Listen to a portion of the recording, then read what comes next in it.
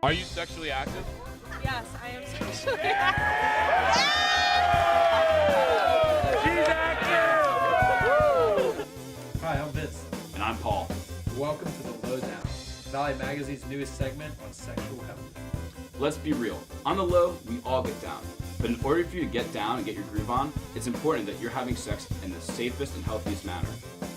The first step for healthy sex is consent.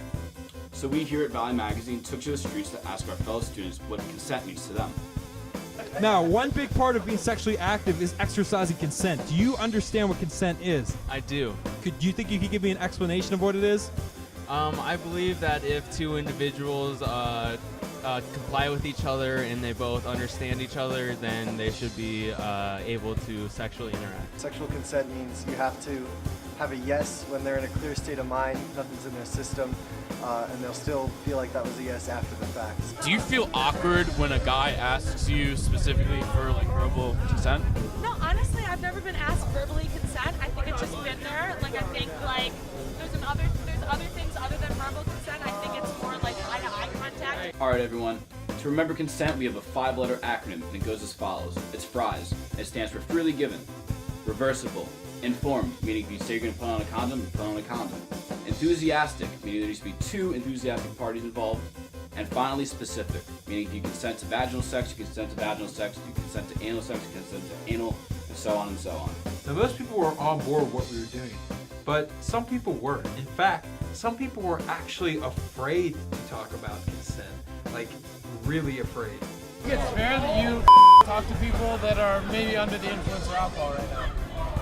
I mean, part of the whole consent issue is it doesn't always doesn't happen. matter. Many people that we've interviewed here have declined to be interviewed because they say that their views on consent would be influenced by alcohol. Do you think this is a fair statement? Alcohol definitely has an impact on it. Alcohol is a predicament, and people who are not wise or moral enough to use alcohol in the most intelligent way use alcohol as an excuse for sexual assault, because anyone can sexually assault anyone, and alcohol shouldn't be a reason. In the event, if you were sexually assaulted or you knew anyone that was to be sexually assaulted, do you know what your resources here on campus are?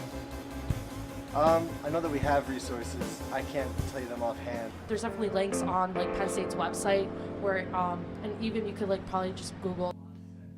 1 in 5 undergraduate women on U.S. college campuses are sexually assaulted, and that number is 1 in 18 for men as well.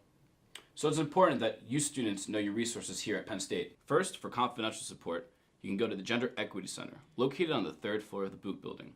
There's also CAPS, or also known as Counseling and Psychological Services, and there's also CenterSafe, or formerly known as Center County Women's Resource Center.